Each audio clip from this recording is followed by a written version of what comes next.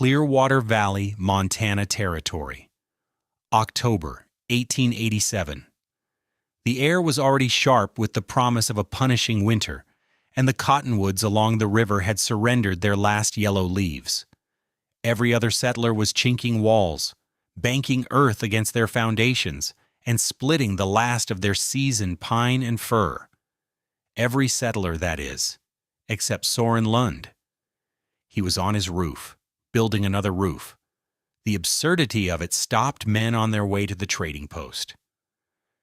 His existing cabin was a fine one, built of stout 12-inch lodgepole pine, expertly saddle-notched and sealed. It was as good a cabin as any in the valley. But now, rising above it, was a second ghostly framework. A skeleton roof pitched steeper than the first, held up by sturdy outriggers bolted to the main cabin's walls. Briscoe Tate, the master framer who had overseen the construction of half the buildings in the settlement, stood with his arms crossed, a look of profound disbelief on his face. "Lund," he called out, his voice carrying easily in the crisp air, "what in God's name are you doing? A man builds one roof to keep the weather out. You're building a second one to invite trouble in. The first heavy snow will collapse that thing right into your kitchen." Soren Lund, a quiet man of 40 years with the pale eyes of a North Sea mariner, paused his work. He looked down at Tate, then at the small crowd that had gathered. "It will hold the snow," he said, his Danish accent smoothing the edges of his words. He said nothing more, turning back to setting another rafter. Rufus Nye, the wagon maker, shook his head and spat a stream of tobacco juice into the dust. "He's mad. That's foreign nonsense. All that framing is just more surface to catch the wind. He's building himself a kite." The assessment rippled through the onlookers, followed by murmurs of agreement. The word that settled over Soren Lund's project that autumn was foolish.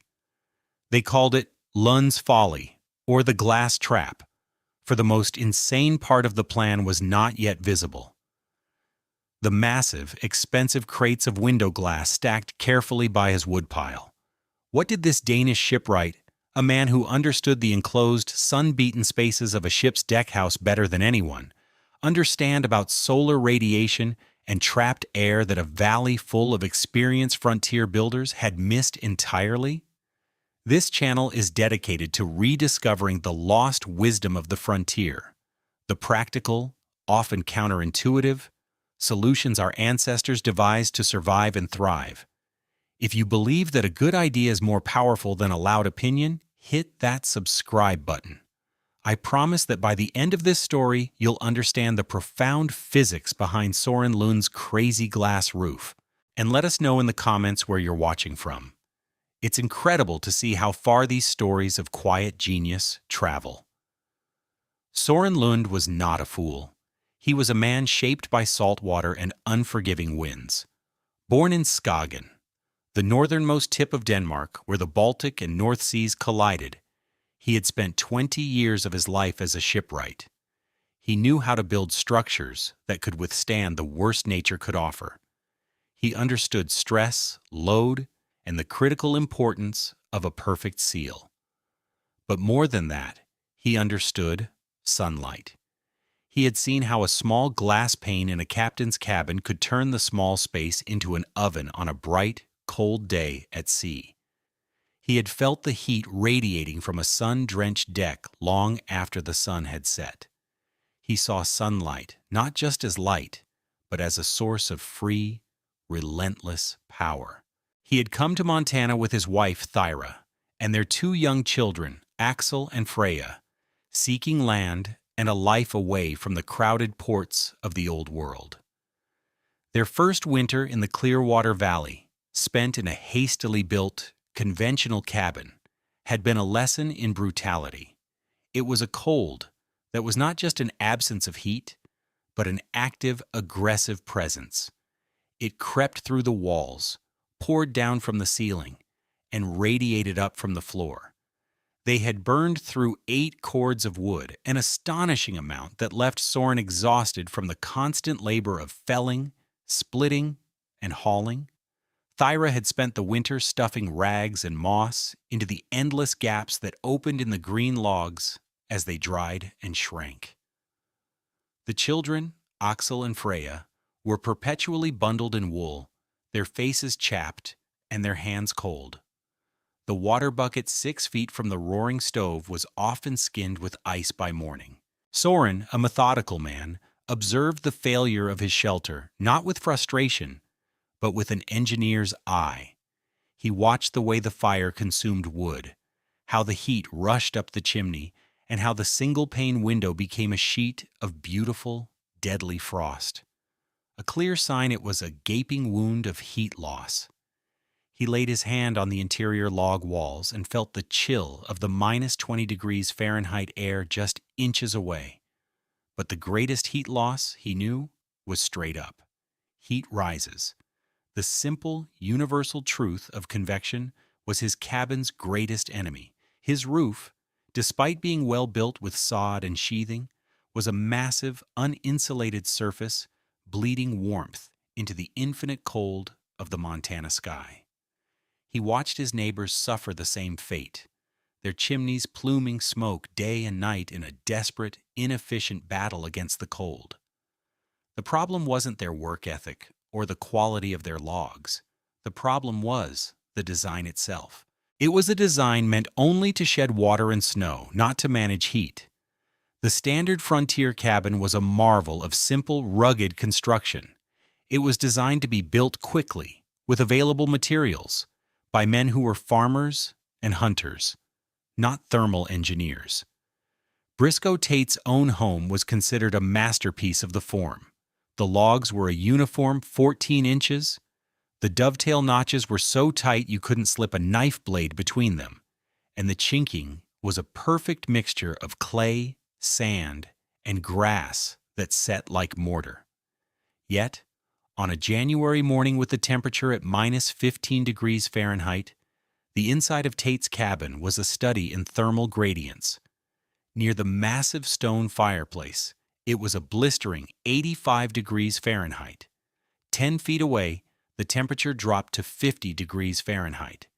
Against the north wall, it was a mere 34 degrees Fahrenheit. His wife hung blankets to create smaller rooms within the room, trying to trap pockets of livable air. They burned a cord of wood every 12 days. The failure was systemic and rooted in a misunderstanding of heat transfer. First was conduction.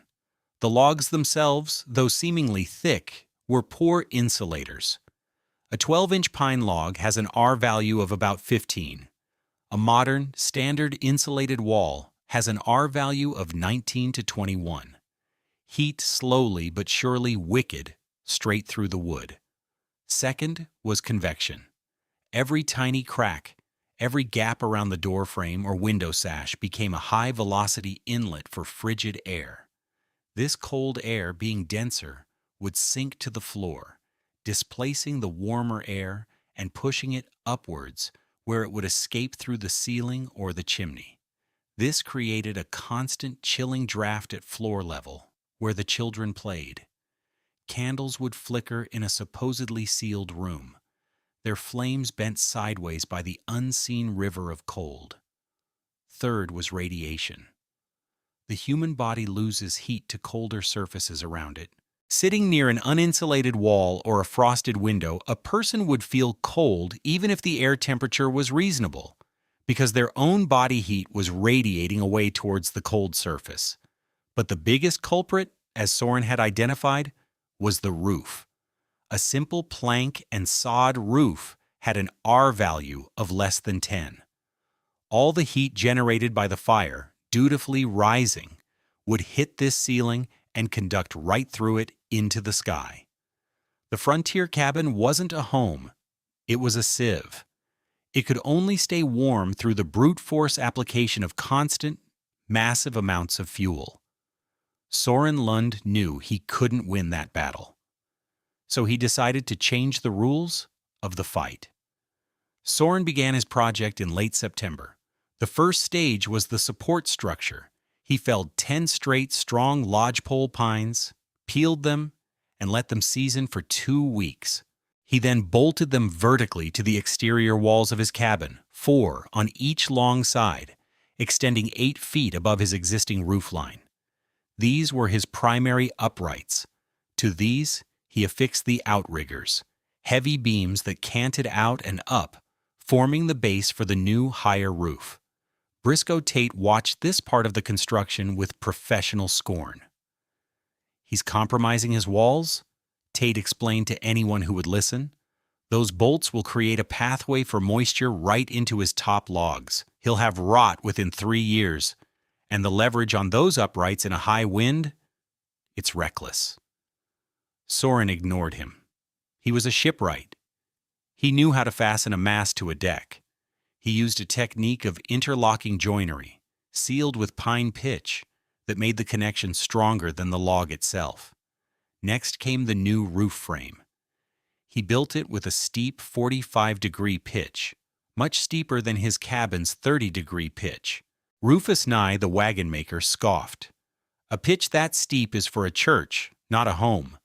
Wastes lumber and creates a huge, useless attic space." But Soren's reasoning was precise. The steeper angle would help shed the heavy, wet snows of late winter. More importantly, it was angled to catch the low arc of the winter sun, maximizing its exposure from sunrise to sunset.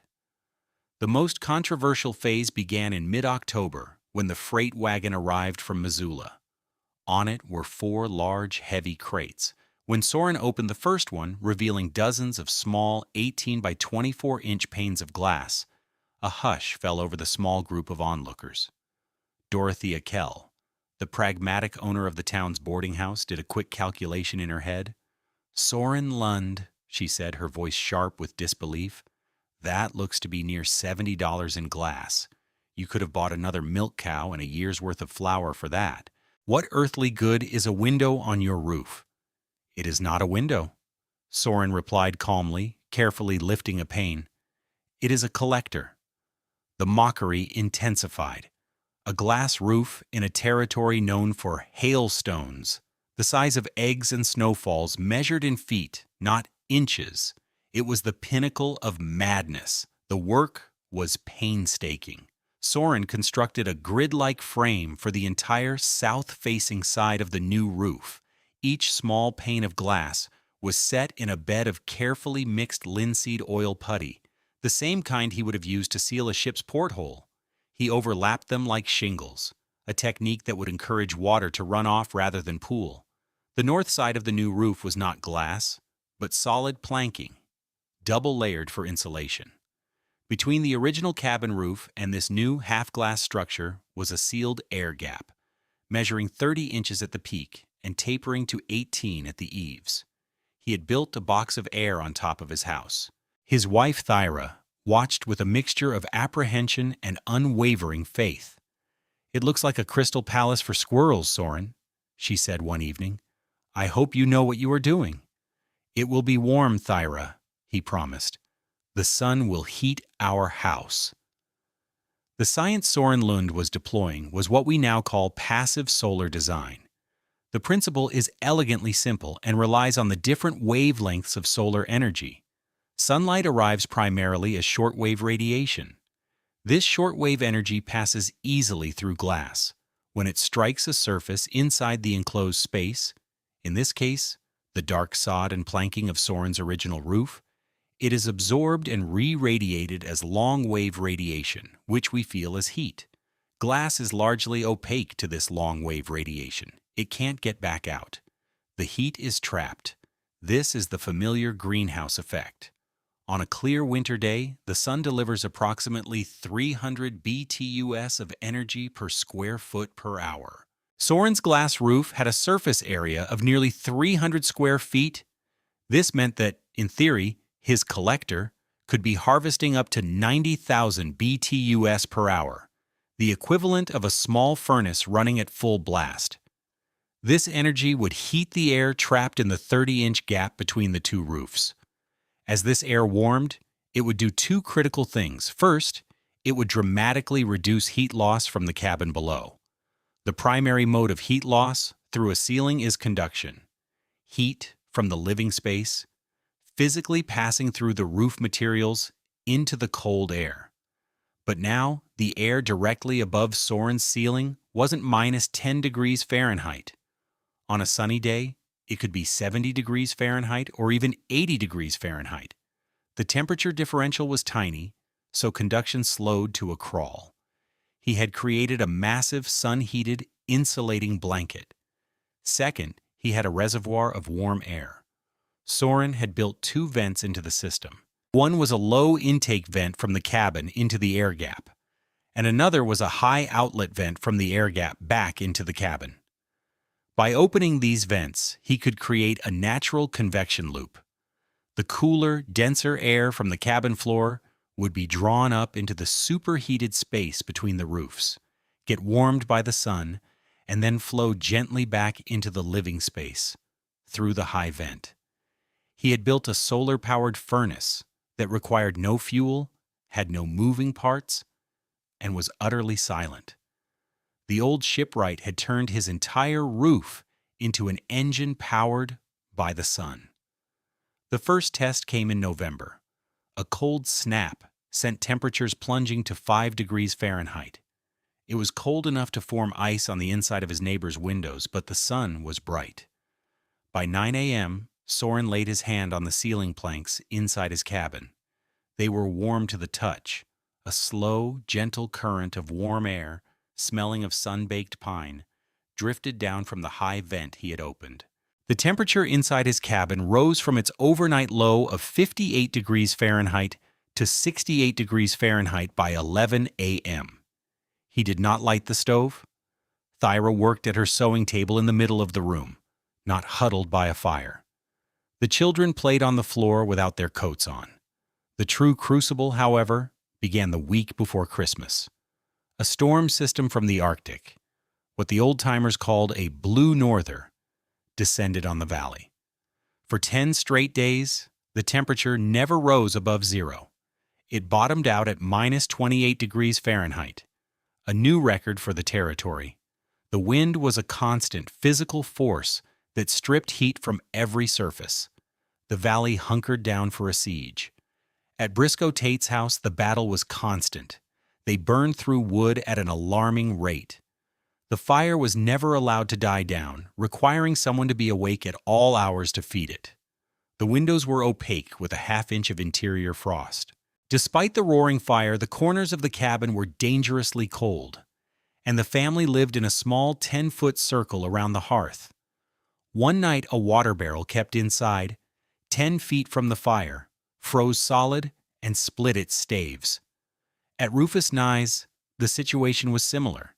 He had 2 young sons, and his wife kept them bundled and close to the stove. They hung quilts over the door and windows, plunging the cabin into perpetual gloom to slow the drafts. The constant sound was the ring of an axe on frozen wood and the howl of the wind. Dorothea Kell's boarding house, the largest structure in town, was consuming wood like a locomotive.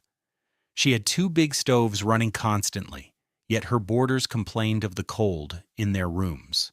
She was paying top dollar for extra cords of wood to be hauled in, watching her profits for the entire winter literally go up in smoke. Meanwhile, at the Lund cabin, a different routine unfolded.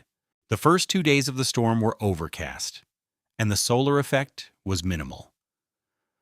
Soren used his stove as any other settler would, keeping a small, efficient fire going. His cabin, already better sealed than most, held the heat well. But on the 3rd day, the storm broke, and the sky turned a brilliant, painful blue. The sun, though low in the sky, was intensely bright, its light reflecting off the new snow. Outside, the temperature was minus 22 degrees Fahrenheit. Inside the air gap of Soren's roof, a silent miracle was happening. The temperature began to climb.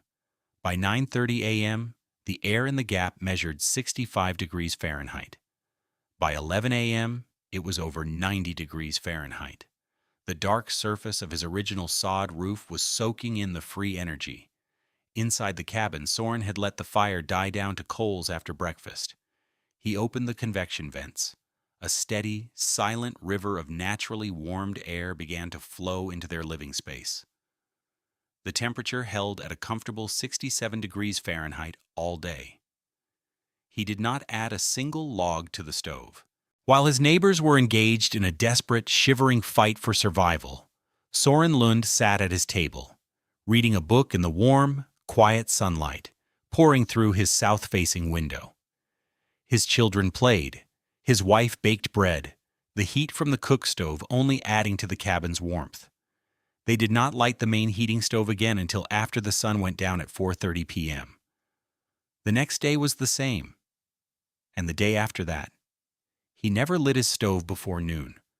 Word of this strange comfort began to spread, carried by the simple observation of Soren's chimney. On the coldest, clearest days, when every other chimney in the valley was belching a thick column of smoke, the Lund chimney let out only a lazy, thin wisp, if anything at all. It was an impossible sight. It defied everything the settlers knew about winter. The breaking point for Briscoe Tate came on the 8th day of the freeze. He was cold. He was bone-weary from splitting wood, and his pride was being chipped away by the quiet plume of smoke, or lack thereof, from Lund's Folly. He put on his heaviest coat, pulled his hat down, and marched across the frozen snow to Soren's cabin. He was not going to ask for help. He was going to find the trick. He knocked, and Soren opened the door. Tate was hit by a wall of warmth. It wasn't the scorching, dry heat of a wood stove at full blast, but a gentle, pervasive warmth that filled the entire space. There was no draft at his feet. He looked at the stove. It was dormant, with only a bed of glowing coals visible through the grate. The Lund children were in their shirt sleeves. Thyra was humming as she kneaded dough. It was an image of impossible domestic peace. "Lund," Tate said, his voice tight. "How?" Soren simply pointed up. "The sun." Tate's eyes narrowed. He was a man who believed in what he could touch and measure. "I don't believe it." "Get your ladder," Soren said. Tate fetched his own ladder, not wanting to borrow anything. He propped it against the interior wall and climbed. He reached the ceiling. He hesitated, then pressed his bare palm flat against the pine planks. He had done this in his own cabin 100 times, and the ceiling was always frigid, sometimes even coated with a thin layer of frost from condensed breath. Soren's ceiling was warm, not hot, but distinctly, undeniably warm, like a stone that had been left in the sun. The color drained from Briscoe Tate's face. He climbed down the ladder slowly, his movements stiff. He walked to the center of the room and stood there for a full minute, turning in a slow circle, feeling the evenness of the heat, seeing the placid calm of the family. He had built 27 cabins across 2 territories. He was the expert. He was the master framer. And he had been completely, fundamentally wrong. "You trapped the sun," Tate said, the words coming out as a quiet revelation. "Like a beaver dam traps water. You hold it." "Yes," Soren said, "you hold it." That moment was the turning point. Briscoe Tate, the loudest critic, became Soren Lund's most fervent advocate. He began to explain the principle to others, using his own authority as a builder to give it weight. "He's not warming his house," Tate would explain over and over. "He stopped it from getting cold in the first place. He's put a winter coat on his roof." Rufus Nye came next, then others. They would enter Soren's cabin, feel the warmth, see the sleeping stove, and leave shaking their heads in wonder. Soren, for his part, was gracious. He never once said, "I told you so." When they asked him how he built it, he shared his plans freely, explaining the importance of the seal, the angle of the glass, and the function of the vents. That spring, a revolution in frontier architecture began in the Clearwater Valley. Few could afford a full glass roof like Soren's. The $70 cost was simply too high. but they could afford the principle. Briscoe Tate was the first to adapt it. On the south side of his own cabin, he built what he called a sun porch, a long, narrow room with a glass-paned roof and walls. It wasn't connected to the house with convection vents, but it acted as a massive thermal buffer. The south wall of his cabin, previously a source of constant cold, was now adjacent to a room that could reach 80 degrees Fahrenheit on a sunny day. His wood consumption dropped by 30% the following winter. Rufus Nye, the wagon maker, built smaller sun boxes over his two south-facing windows. They were simple three-sided glass boxes, about a foot deep, sealed against the house wall. They trapped the solar energy, pre-warming the air next to the glass and drastically reducing the heat loss from the windows. The cost was less than $5 in glass and lumber. By the spring of 1889, 12 families in the valley had incorporated some version of Soren's sun trap design. The idea spread to neighboring settlements, carried by word of mouth. It became known as the Lund roof, or the Clearwater Conservatory. A writer for the Helena Daily Independent wrote a small piece about the Danish shipwright who heats his home with winter sunshine, and the territorial extension agent, Pearl Tackett, made a special trip to document the design, which was later included in a pamphlet on efficient frontier construction. That's how real wisdom spreads on the frontier, not through patents or academic papers, but through a neighbor seeing what works, swallowing his pride and asking, "Can you show me how?" Soren Lund's invention was a century ahead of its time. He had, with the practical knowledge of a craftsman, stumbled upon the core principles of modern passive solar architecture. His sun trap roof was, in essence, an early form of an isolated gain system. The sun porch adaptations were rudimentary trombe walls or thermal buffer zones. The sun boxes were a precursor to high-performance triple-pane windows, which used the same principle of a sealed, insulating air gap. Modern architectural simulations confirm the viability of his design. A study by the Department of Energy on passive solar retrofits in cold climates showed that an attached sun space, like the one Briscoe Tate built, can reduce a home's heating load by 20 to 40%, remarkably close to the 30% Tate anecdotally reported.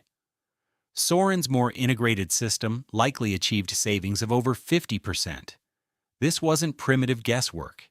It was sophisticated environmental engineering, born of necessity and observation. There is a profound lesson in the story of Soren Lund's glass roof. The community saw the world through the lens of their own expertise. To a framer, the problem of winter was a structural one: thicker walls, tighter joints. To a wagon maker, it was a material one: glass is fragile, wood is strong. They were all trying to solve the problem of keeping the cold out. Soren Lund, the outsider, the man from a different world, reframed the question entirely. He saw the problem as one of keeping the warmth in, and he recognized that the most powerful source of warmth was already there, shining down for free every clear day. His genius was not in inventing a new technology, but in seeing a resource where everyone else saw only a liability. He didn't fight the winter sun's low angle. He angled his roof to welcome it. He didn't curse the cold. He used its contrast with the sun to create a powerful thermal engine. It's a timeless reminder that sometimes the greatest innovations come from those who look at a familiar landscape and see something no one else has noticed. It's a testament to the quiet power of observation, the humility to learn from failure, and the courage to build something that everyone else thinks is crazy. Thank you for joining us on this journey back in time. If these stories of ingenuity and resilience resonate with you, please consider subscribing and liking this video. It helps us reach more people with these forgotten histories. For our next story, we'll be looking at a Kentucky mountain settler whose bizarre fireplace design baffled his neighbors until it proved to burn 40% less wood while producing more heat. You won't want to miss it. Disclaimer: The story presented in this video is a fictionalized historical reconstruction, inspired by real principles of frontier innovation and passive solar design. The characters, names, and specific events are created for narrative purposes. The technical principles discussed are based on established physics and historical building practices. This content is for educational and storytelling purposes only and does not constitute professional architectural or engineering advice. Any application of these principles should be done in accordance with modern building codes, safety standards, and regulations.